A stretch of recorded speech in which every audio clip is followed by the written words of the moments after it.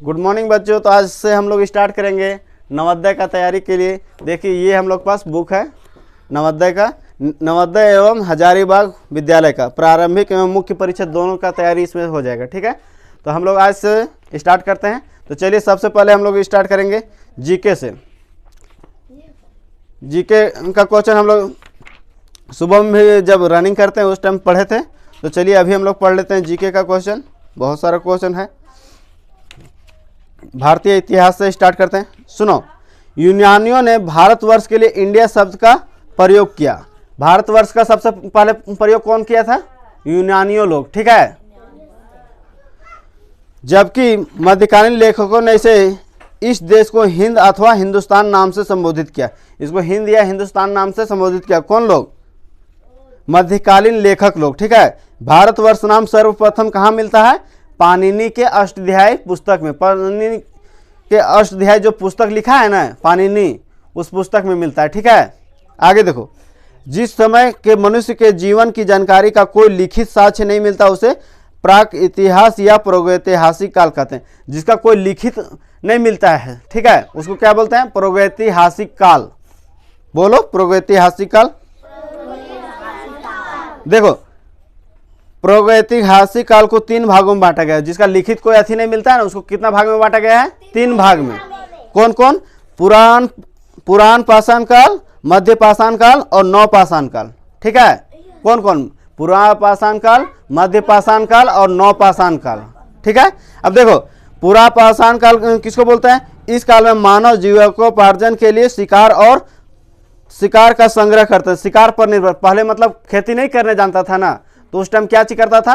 कच्चा मांस खाता था। ठीक है, कारण कि आग का आविष्कार नहीं हुआ था। कब? पूरा पाषाण काल में। ठीक है, समझ में आ रहा है ना? नेक्स्ट देखो, मध्य पाषाण काल। इस काल में कवाटार्ज और औजार तथा हथियार बनाए जाते थे। मतलब पत्थर से हथियार बनाया जाता है। जो रेड पत्थर होता था ना, उससे हथियार बनाया जाता था, मतलब जानवरों को मार के खाने के लिए। ठीक है, कौन काल में? मध्य पाषाण काल में। ठीक है, पश्चिम बंगाल के वीर भानपुर, गुजरात के लंगनाज, मध्य प्रदेश के आदमगढ़ तथा राजस्थान के बागौर से मध्यकालीन अवशेष प्राप्त हुए। यानी कि उस समय का अवशेष मिला है। कुछ कुछ वैसा जगह था, वहां से मिला है। इस काल में छोटे औजार को माइक्रोलिथ कहा जाता है। छोटे औजार को क्या बोलते हैं? माइक्रोलिथ। नवपाषाण काल। इस काल में मानव को कृषि का ज्ञान हुआ। अब देखो, नवपाषाण काल में क्या हुआ? कृषि मतलब खेती करने का ज्ञान हो गया। खेती करने लोग सीख गया। ठीक है, पहले खेती नहीं करने जानता था। तथा इसी काल में आग भी जलाने के लिए सीखा। कब? नवपाषाण काल में। ठीक है, आग का आविष्कार हुआ, मतलब अब पका खाने लगा। उसके बाद फिर क्या हुआ? पहिए का आविष्कार। पहिए का आविष्कार मतलब जो हम लोग जैसे अभी गाड़ी वगैरह सब कुछ है ना, पहिए पहले गोला कैसे बनाते हैं, वो पहले सबसे पहले आविष्कार कब हुआ था? नवपाषाण काल में। ठीक है, देखो, जिस युग में तांबे का औजार और हथियार बनाए जाने लगे उसे कौन सा काल कहा जाता है? ताम्रपाषाण काल। ठीक है, देखो, हड़प्पा सभ्यता और सिंधु सभ्यता। आप देखो, यह सभ्यता भारत की पहली प्राचीन और पुरानी नगरीय सभ्यता थी। यह कैसा सभ्यता था? नगरीय सभ्यता, मतलब नगर था, मतलब शहर था। लकी क्या कर रहा है? यह अपने भवन निर्माण और जल निकासी के लिए प्रसिद्ध था। ये किस लिए प्रसिद्ध था? जल निकासी और भवन निर्माण, मतलब घर अच्छा बना हुआ था, एकदम सही तरीका से, इधर उधर नहीं। ठीक है, यह सभ्यता के प्रमुख स्थल क्या क्या था? हड़प्पा, मोहनजोदड़ो, कालीबंगान, लोथल और चनहुदड़ो आदि था। ये सब जगह था। ठीक है, उसका प्रमुख स्थल था। देखो, 1921 ईस्वी में दयाराम साहनी ने हड़प्पा स्थल की तथा 1922-23 ईस्वी में राखालदास बनर्जी ने मोहनजोदड़ो स्थल की खुदाई में पाया था। मतलब सबसे पहले इसका खोज कब हुआ था हड़प्पा का? 1921 ईस्वी में। कौन किया था? दयाराम साहनी। ठीक है, और 1922-23 ईस्वी में क्या खोजा गया था? मोहनजोदड़ो। इसको कौन खोज किया था? राखालदास बनर्जी। ठीक है, अब देखो, वैदिक सभ्यता। वैदिक सभ्यता भारत की ग्रामीण सभ्यता थी। वैदिक सभ्यता कैसा था? भारत का ग्रामीण सभ्यता था, जिसके संस्थापक कौन थे? वैदिक सभ्यता के संस्थापक कौन लोग थे? आर्य लोग थे। अरे, वैदिक सभ्यता के संस्थापक कौन लोग थे? आर्य लोग थे। ठीक है, इनका मुख्य व्यवसाय क्या था? कृषि और पशुपालन। ठीक है। चलो अब हम लोग इसके बाद पढ़ते हैं विज्ञान, ठीक है। विज्ञान में हम लोग अपना देखेंगे। सुनो, मात्रक आज हम लोग पढ़ेंगे, ठीक है। गति एवं दूरियों का मापन, ठीक है। तो देखो यहाँ पर किसी भौतिक राशि को मापने के लिए अंतरराष्ट्रीय रूप से स्वीकृत मानक को इकाई या मात्रक कहा जाता है। मात्रक या इकाई कहा जाता है जिसको हम मापते हैं, ठीक है। राशियों को कितने भाग में बांटा गया है? राशियों का 2 भाग में। क्या क्या? अदिश राशि और सदिश राशि, सदिश राशि। ठीक है। देखो अदिश राशि किसको बोलते हैं? ऐसी राशियां जिसमें केवल परिणाम होता है, दिशा नहीं, उन्हें अदिश राशियां कहा जाता है, ठीक है। जैसे द्रव्यमान, चाल, आयतन, कार्य, समय, ऊर्जा, विद्युत धारा, ताप तथा दाब आदि, ये सब क्या हो गया? अदिश राशि, ठीक है। और सदिश राशियां देखो, ऐसी राशियां जिन्हें व्यक्त करने के लिए परिणाम के साथ दिशा की भी आवश्यकता होती है, सदिश राशियां कहलाती है। जैसे विस्थापन, वेग, त्वरण, बल, संवेग तथा बल, अघूर्णन आदि, ये सब क्या हो गया? सदिश राशियां, ठीक है। अब देखो कुछ महत्वपूर्ण और इकाई और उनके मात्रक, ठीक है। देखो लंबाई का मात्रक क्या होता है? मीटर। द्रव्यमान का क्या होता है मात्रक? किलोग्राम। समय का? सेकेंड। कार्य और ऊर्जा का क्या होता है? कार्य और ऊर्जा दोनों का क्या होता है? जूल। विद्युत धारा क्या होता है? एम्पियर। ऊष्मा का क्या होता है? कैलोरी।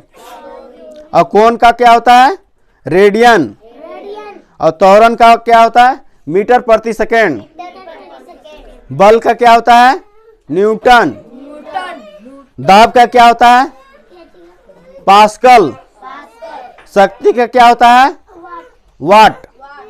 क्षेत्रफल का क्या होता है? वर्ग मीटर। आयतन का क्या होता है? घन मीटर। चाल और वेग का क्या होता है? मीटर प्रति सेकेंड। और ये आवृत्ति का क्या होता है? हर्ट्ज। चलो ध्यान दो, अब हम लोग क्या पढ़ने जा रहे हैं? हिंदी, ठीक है। वर्ण और विचार, ठीक है। इसमें भाषा सबसे पहले पढ़ेंगे, ठीक है। अब तो मनुष्यों के भावों या विचारों का आदान प्रदान करने का माध्यम भाषा कहलाती है। भाषा क्या कहलाती है? जो हम लोग एक दूसरे से बातचीत करते हैं ना, उसी को भाषा कहते हैं। मनुष्य की अभिव्यक्ति का महत्वपूर्ण माध्यम है क्या चीज? भाषा, ठीक है। भाषा के मुख्यतः कितने रूप होते हैं? 4 होते हैं, 3 होते हैं, ठीक है। मतलब मुख्यतः सिर्फ पूछा जाएगा तो कितना होगा? 3। मुख्यतः नहीं, मुख्यतः सिर्फ 2 होगा, ठीक है। एक और क्या है? सांकेतिक है। मुख्यतः 2 कौन कौन है? मौखिक और लिखित है, और एक सांकेतिक है। मुख्य द्वारा बोली जाने वाली भाषा मौखिक भाषा कहलाती है। भाषण देना, टीवी, रेडियो आदि मौखिक भाषा के उदाहरण है। समझ में आया? और फिर देखो लिखित, जिसके द्वारा भावों और विचारों का आदान प्रदान लिखकर किया जाए उसे लिखित भाषा कहते हैं। पत्र लिखना, कहानी लिखना, उपन्यास लिखना आदि लिखित भाषा के उदाहरण है, ठीक है। अब देखो भाषा के एक अन्य रूप है सांकेतिक, ठीक है, जिसको हम संकेत इशारा करते हैं, ठीक है। जैसे हमको खाना खाना है तो ऐसे भी बोल सकते हैं खाना खाना है, ठीक है, तो समझ जाएगा अगला आदमी। इसमें किसी बात को संकेतों अर्थात इशारों के माध्यम से समझाया जाता है। जैसे यातायात या सिपाही हाथ के संकेतों के माध्यम से ट्रैफिक का संचालन करता है। जैसे ट्रैफिक पुलिस क्या करता है? जब कहीं पर खड़ा रहता है चौराहा में, तो हाथ के इशारा करता है कि हाँ तुम लोग जाओ इधर से, या फिर रुकने का इशारा करेगा, इस तरह से बोलता है ना, तो सब लोग समझ जाता है, रुक जाता है, ठीक है। देखो भाषा को लिखित रूप प्रदान करने के लिए जिन चिन्हों का प्रयोग किया जाता है उन्हें लिपि कहते हैं, ठीक है। जिन चिन्हों का यूज किया जाता है ना, उसको हम लोग क्या बोलते हैं? लिपि। जैसे क लिखे, ख लिखे, ये सब लिपि है, ठीक है। अब देखो हिंदी भाषा किस लिपि में लिखा जाता है? देवनागरी। देवनागरी भाषा में लिखते हैं, ठीक है। आगे देखो व्याकरण, किसी भी भाषा के शुद्ध रूप को सीखने वाला शास्त्र व्याकरण कहलाता है। मतलब जिस भाषा से हम लोग, जिस चीज से हम लोग सीखते हैं ना शुद्ध लिखना और बोलना, उसको क्या बोलते हैं? व्याकरण। हिंदी इंग्लिश दोनों में होता है, ठीक है, व्याकरण। देखो व्याकरण के मुख्यतः 4 अंक होते हैं। व्याकरण के मुख्यतः कितने अंग होते हैं? देखो वर्ण विचार, इसके अंतर्गत वर्ण के विभिन्न रूपों पर विचार किया जाता है तथा उनके शुद्ध लेखन, उच्चारण और बनावट का ज्ञान प्राप्त किया जाता है। ठीक है, कैसे लिखना है, कैसे उसको उच्चारण करना है और कैसे उसको बोलना है, इस पर ध्यान दिया जाता है। ठीक है, अब देखो शब्द विचार पर के अंतर्गत शब्द रचना, शब्दों की उत्पत्ति, अर्थ, प्रयोग आदि का विचार किया जाता है। ठीक है, देखो पद विचार, इसके अंतर्गत पद भेद तथा पद रचना पर विचार किया जाता है। पद विचार में क्या किया जाता है? पद भेद तथा पद रचना पर विचार किया जाता है। ठीक है, देखो वाक्य विचार, इसके अंतर्गत वाक्य रचना, भेद आदि पर विचार किया जाता है। देखो वर्ण और वर्णमाला। ठीक है, वर्ण भाषा की वह सबसे छोटी इकाई है जिसके टुकड़े नहीं किया जा सकता। वर्ण किसको बोलते हैं? जिसका टुकड़ा नहीं किया, उसको वर्ण कहते हैं। ठीक है, अब देखो भाषा का आधार क्या है? इसमें ही शब्दों का रचना होता है। ठीक है, वर्णों को क्रमबद्ध या व्यवस्थित समूह को क्या बोलते हैं? वर्णमाला। जैसे क म ल, तो व्यवस्थित सही से लिखे तब ना उसका कोई शब्द निकला, तो क्या हो गया? वो वर्णमाला। ठीक है, हिंदी वर्णमाला में 11 स्वर होते हैं। स्वर कितना होता है? और व्यंजन कितना होता है? 33 होता है। और अयोगवाह कितना होता है? 2। ठीक है, और संयुक्त व्यंजन कितना होता है? 4। और अतिरिक्त व्यंजन कितना होता है? 2। ठीक है, चलो अब हम लोग क्या पढ़ेंगे? रीजनिंग। रीजनिंग देखो REASONING, रीजनिंग हो गया मानसिक योग्यता। ठीक है, अब देखो हम लोग क्या इसका उल्टा पढ़ेंगे। ठीक है, ए के उल्टा क्या हो गया? जेड। बी के उल्टा क्या हो गया? वाई। सी के उल्टा क्या हो गया? एक्स। डी के उल्टा क्या हो गया? डब्लू। ई के उल्टा क्या हो गया? क्या हो गया? भी। हम लोग आज इतना ही पढ़ेंगे। ठीक है, अब इसको याद करेंगे। ठीक है, तो ए के उल्टा क्या होता है? आसानी पूर्वक याद हो गया। अब 20 के उल्टा क्या होता है? तो अगर इसको याद नहीं हो रहा है तो ऐसे लिखो BOY, बॉय मतलब लड़का होता है। ठीक है, तो बी से हम लोग बॉय बोलेंगे तो लास्ट में वाई आ जाता है, तो याद हो जाएगा जल्दी सा। समझ में आ रहा है ना? देखो सी से क्या होता है? क्लाइमैक्स, CLIMAX, क्लाइमैक्स मतलब चरम होता है। ठीक है, तो देखो क्लाइमैक्स अगर हम लोग चरम याद रखेंगे, ठीक है, चरम बिंदु, अंतिम बिंदु। ठीक है, तो अगर क्लाइमैक्स हम लोग याद रखेंगे तो तुरंत सी से क्लाइमैक्स एक्स आता है लास्ट में। समझ में आ रहा है ना? इस तरह से हम लोग डी से डब्ल्यू हो गया, ई से भी होगा। इस सब पे तुम लोग याद कमेंट करना, ये ए से जेड तक या फिर डब्ल्यू से डी से डब्ल्यू या ई से भी आने वाले वर्ड का कमेंट करना है सभी लोग को। ठीक है, आप लोग जितने भी व्यूअर हैं तो आप लोग कमेंट कीजिए और तुम लोग को क्या करना है? डिक्शनरी में खोज के और लिखना है तीनों को। ठीक है, समझ में आया? चलो अब हम लोग क्या पढ़ते हैं? मैथ। ठीक है, मैथ में हम लोग क्या पढ़ेंगे? इकाई दहाई हम लोग पढ़ेंगे। ठीक है, अभी हम लोग लिखे थे ना बाहर में जब बैठे हुए थे, तो चलो इकाई दहाई हम लोग पढ़ते हैं।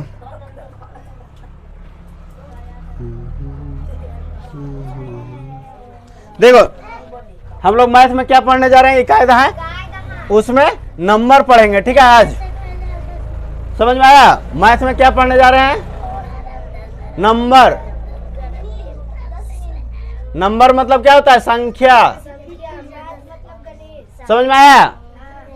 चलो जिसको समझ में नहीं आएगा पूछेगा, खड़ा चुपचाप शांत नहीं रहेगा। ठीक है, देखो यहाँ पर हम लोग इकाई दहाई पढ़ेंगे। ठीक है, चलो सब जो जो नहीं लिखा होगा तो लिखते जाओ अपना कॉपी में। चलो इकाई, इकाई मतलब एक रहेगा कुछ भी, जैसे 1 से 9 तक क्या हो गया? इकाई में आ गया। ठीक है, कोई भी संख्या रहेगा तो उसके बाद लिखो दहाई। दहाई मतलब 2 अंक रहेगा। ठीक है, चलो उसके बाद सैकड़ा, सैकड़ा, उसके बाद हजार, उसके बाद 10,000। ठीक है, उसके बाद लाख, उसके बाद 10 लाख। ठीक है, उसके बाद क्या हो जाएगा? करोड़ हो जाएगा। ठीक है, उसके बाद 10 करोड़ हो जाएगा। ठीक है, उसके बाद क्या चीज हो जाएगा? 10 करोड़ के बाद अरब होगा, ठीक है, ठीक है। उसके बाद 10 अरब होगा, ठीक है। उसके बाद क्या होगा? खरब। 10 खरब हो जाएगा, ठीक है। उसके बाद क्या होगा? नील।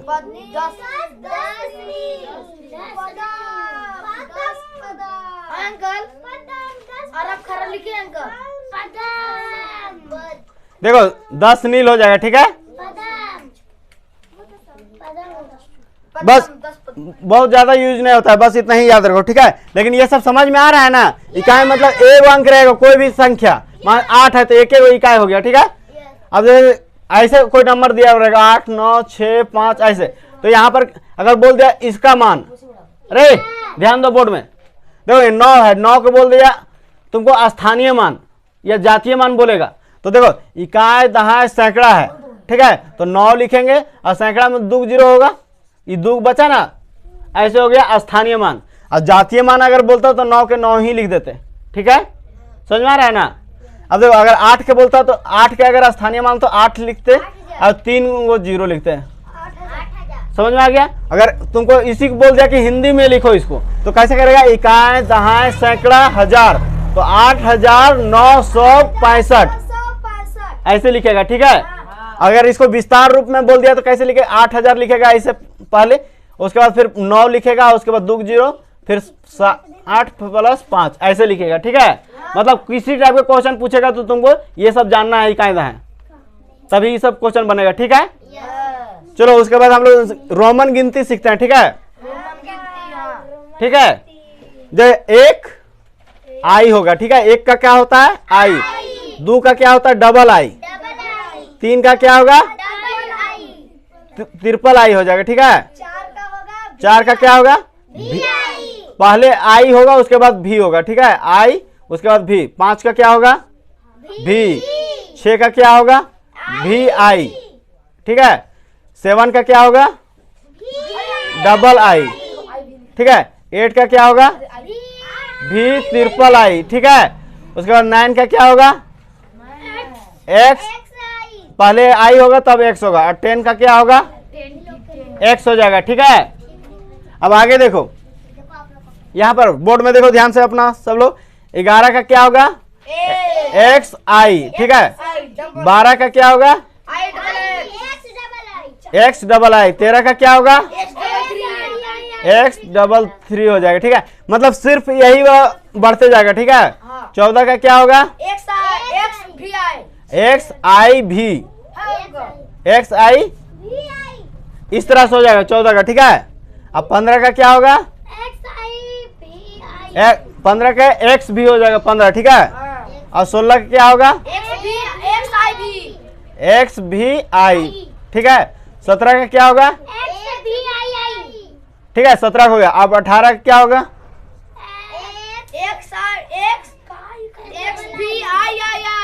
ठीक है। अब 19 का क्या होगा? एक्स आई एक्स। अब 20 का क्या होगा? डबल एक्स, ठीक है। अब हमको अगर लिखना पड़ गया 50, तो 50 का क्या होगा? एल। 100 का क्या होगा? सी। 500 कितना हो जाएगा? डी होगा, ठीक है, डी होगा, ठीक है। 1000 का कितना होता है?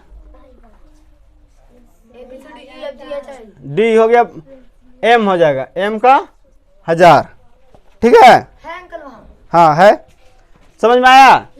चलिए आप लोग इस चैनल पर नए हैं तो चैनल को सब्सक्राइब कर लीजिए। और अगर आपके भी आसपास होंगे नवोदय की तैयारी करने वाले बच्चे तो ये पुस्तक खरीदवा दीजिएगा। और हम लोग शुरू से पढ़ रहे हैं तो वीडियो देखते जाएगा और सीखते जाएगा, और नहीं सीख पाएगा तो कमेंट करके क्वेश्चन पूछेगा, ठीक है। और चैनल पर नया है तो जो नीचे दिख रहा होगा रेड कलर का सब्सक्रिप्शन का, उसमें सब्सक्राइब करके और फिर बेल आइकन को दबा दीजिएगा, जैसे आपको नोटिफिकेशन पहले